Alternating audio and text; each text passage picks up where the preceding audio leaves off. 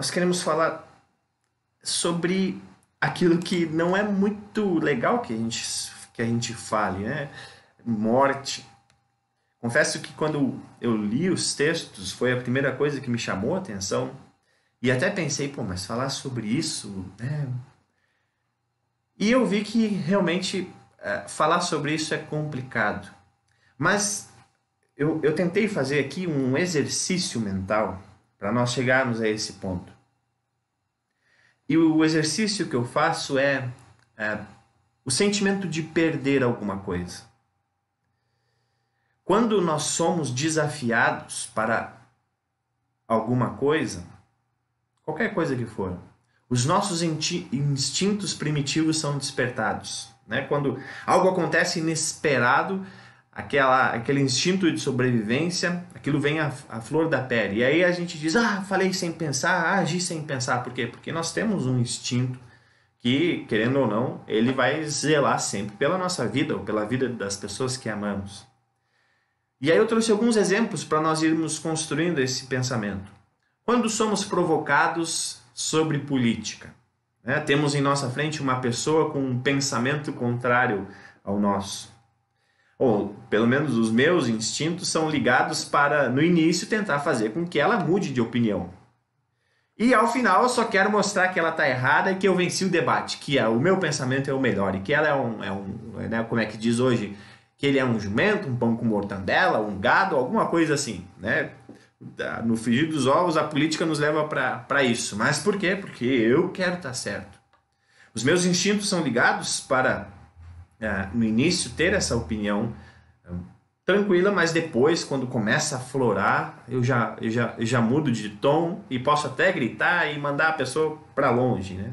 Um outro exemplo quando em um relacionamento estamos sentindo que estamos perdendo a nossa pessoa amada, né?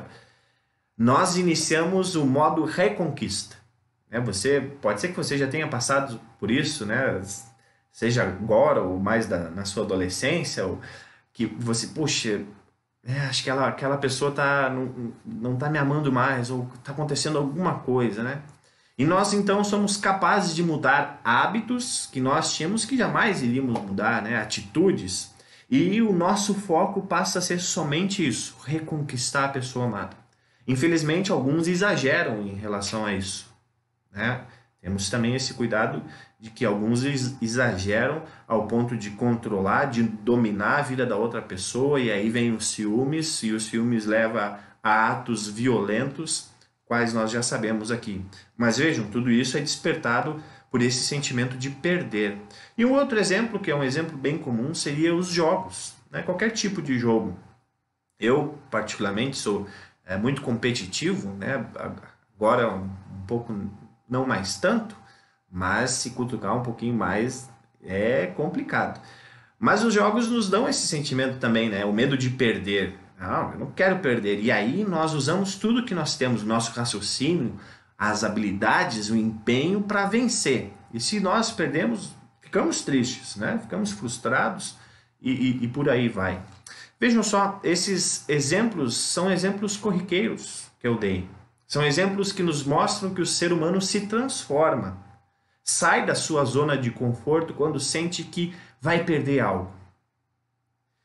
Porém, existe uma perda máxima que o ser humano tem, e isso é comum para qualquer ser humano. Esse sentimento de perder algo, ele é mais enfatizado quando a vida está em jogo. Quando o ser humano é levado a situações em que sua vida está em jogo, ele é capaz, literalmente, de fazer qualquer coisa para sobreviver. A morte realmente é um mistério que assombra a humanidade desde a sua criação. Ela faz com que nações sejam erguidas e destruídas. Ela faz com que fortunas sejam arrecadadas, levantadas e também arrasadas. A morte não tem freio. Ela faz parte da vida. Não existe ninguém que não a enfrentará. Não existe uma pessoa que não vai enfrentar a morte. Porém, nós não nos deparamos com ela apenas uma vez na nossa vida.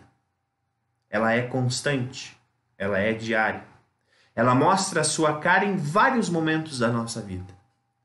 E por causa disso, ao longo da história, o ser humano foi tentado a achar algumas maneiras de tentar não ver as consequências da morte, não enxergar isso tão de perto.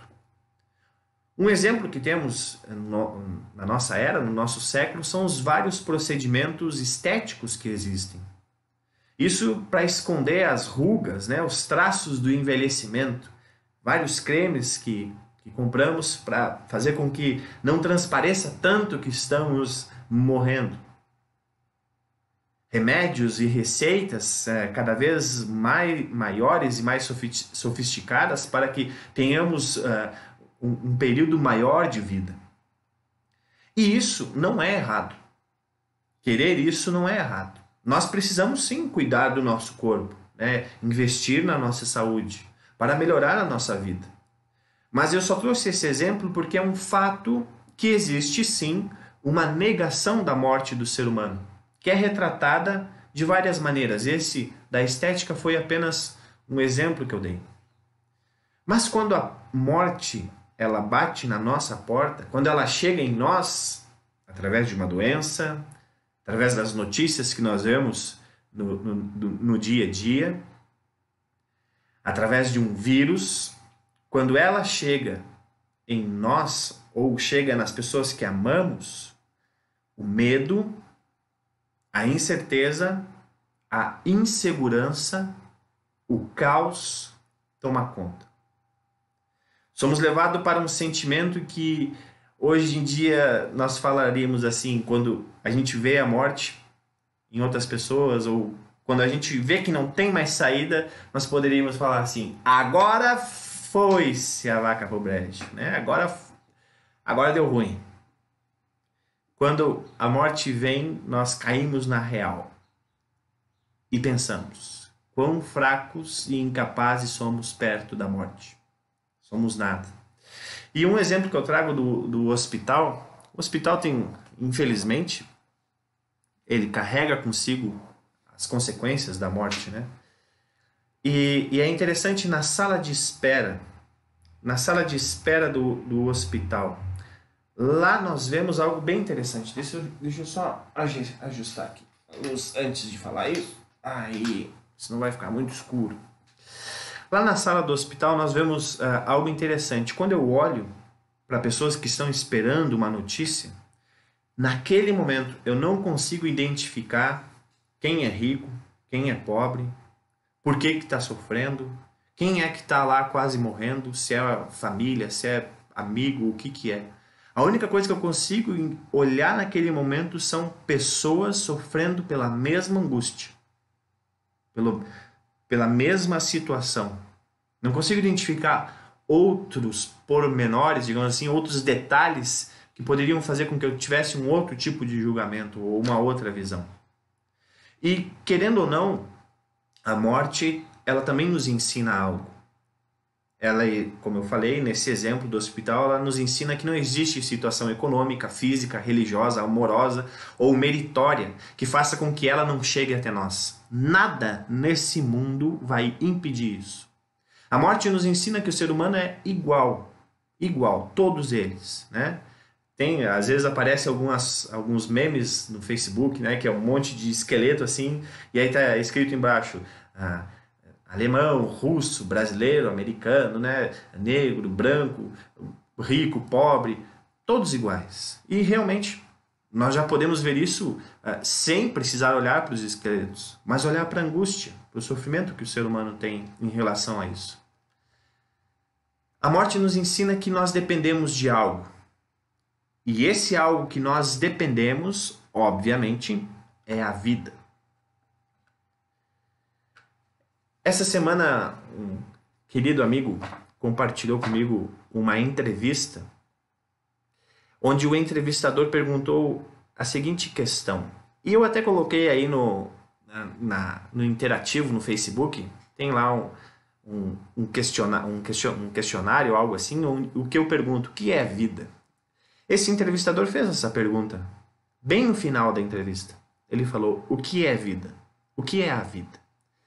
E essa é a pergunta que eu faço para você agora, querido telespectador e telespectadora. O que é vida para você? Pensa aí, reflita um pouco. Pergunte pro seu vizinho aí, dá um grito aí na sacada do seu prédio. O que é a vida? Mas é algo que às vezes a gente não para pra pensar, né? O que é a vida? Ontem também um amigo meu, lá de Pelotas, querido amigo, Matheus Blanc, entrou em contato comigo e ele disse algo que eu achei muito interessante. Ele falou, pô, meu amigo, agora que a gente está nesse período da quarentena, a gente vê como a gente não tem tempo, às vezes, para mandar uma mensagem para um amigo que a gente gosta. E a gente conversando, a gente disse, a gente não se esquece das pessoas, mas às vezes nós colocamos outras coisas à frente disso, né? E olhando até para aquela situação, eu também me senti culpado, porque ele veio entrar em contato comigo, quando eu também não entrei em contato com ele. Mas vejam, ele parou para pensar e se deu de conta, pô, vou chamar tal pessoa para falar, né? Às vezes a gente não para pensar o que é a vida, né? Eu estou enrolando aqui para você ir pensando o que é a vida. E eu confesso que a resposta que eu tenho hoje para essa pergunta não é a resposta que eu sempre tive. Essa resposta do que é a vida, mesmo que indiretamente, ela já foi mudando várias vezes. Os meus objetivos de vida mudaram muito. Mas eu creio que agora eu cheguei numa resposta que eu julgo correta. Demorou para chegar nessa resposta, mas eu acho que consegui chegar. Faço de novo a pergunta. O que é a vida? A resposta é muito simples. Cristo é a vida. E ponto final. E ponto final.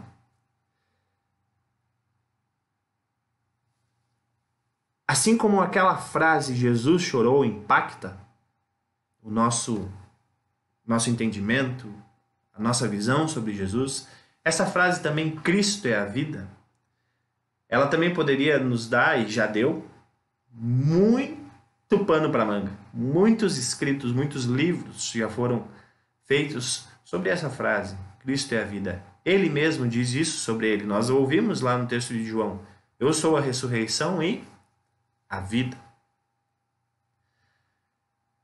Em vida, nós já em vida, Cristo já está em nós. E aí nós poderíamos fazer o seguinte raciocínio.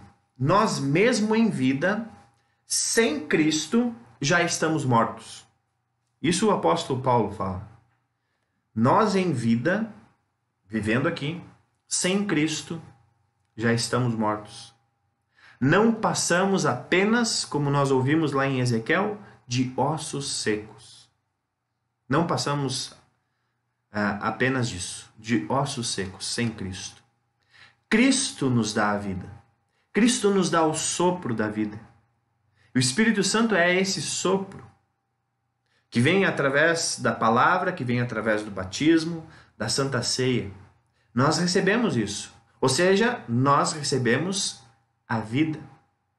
E essa vida que Cristo nos dá, que o Espírito Santo nos dá, é para que possamos viver aqui neste mundo já na vida eterna, já com a vida eterna.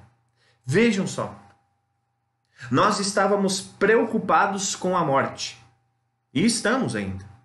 E Deus, quando soluciona esse problema, e Deus, quando resolve esse problema, Ele nos dá, além da vida, a vida eterna. Deus nos dá algo que nós não conseguimos entender, compreender. E eu sempre gosto de fazer um exercício.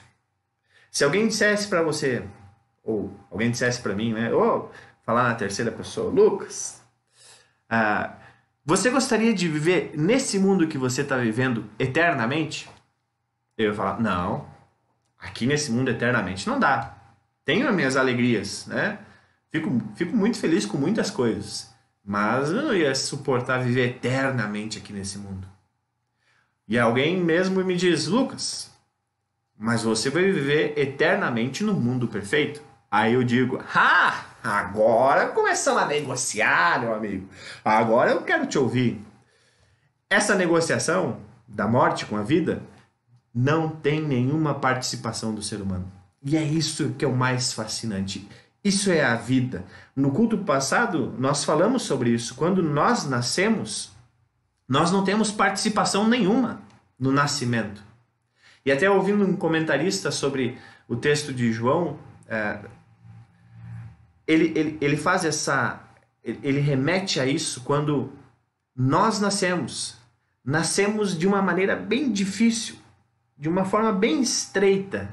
Eu acompanhei o nascimento do meu filho, é algo agonioso, né? Muito pequeno, e aquilo vai passando.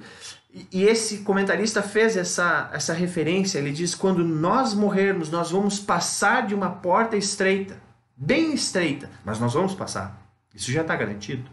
Nós vamos passar por ela, para um mundo que nós não temos noção de quão grande ele é. Assim como nós nascemos quando crianças, nós não temos noção nenhuma do mundo que nós estamos vivendo. Assim é na vida eterna. Só que na vida eterna nós vamos nascer para ela sem chorar, sem ranger os dentes.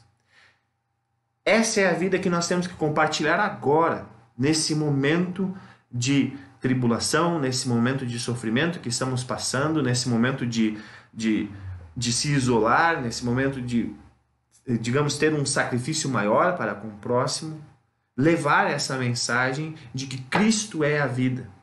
E essa vida em Cristo eu já posso viver agora. E eu, quando amo o meu filho, quando eu amo a minha esposa, quando eu amo a minha família, quando você ama o seu marido, quando você ama a sua esposa, os seus filhos, os seus amigos, ali está a própria vida. Ali está o próprio Cristo nesse amor. Quando você vai para um jogo de futebol, no caso que nem eu, né, e jogo muito bem, faço gols fantásticos, ali Cristo está. Porque ali tem vida. Você no seu trabalho, quando você consegue solucionar um problema do seu trabalho e o seu chefe vem, ou você como chefe vai e diz, olha, bom trabalho, você nos salvou. Ali Cristo está, porque ali a vida se fez. Nessas pequenas coisas a vida se mostra muito maior. Numa pequena frase, Jesus chorou, a vida se mostra muito maior. Numa pequena frase, lá em Ezequiel, o vento soprou, ali a vida se fez. Nas coisas pequenas, nas coisas simples, choro, sopro. Nessas pequenas coisas, Deus está agindo. Deus está colocando a sua vida por nós para que se manifeste a glória dele, para que se manifeste aquilo que ele fez na cruz. Como nós sempre falamos, a glória de Cristo está na cruz por nós. Em nome do nosso Cristo vivo, amém.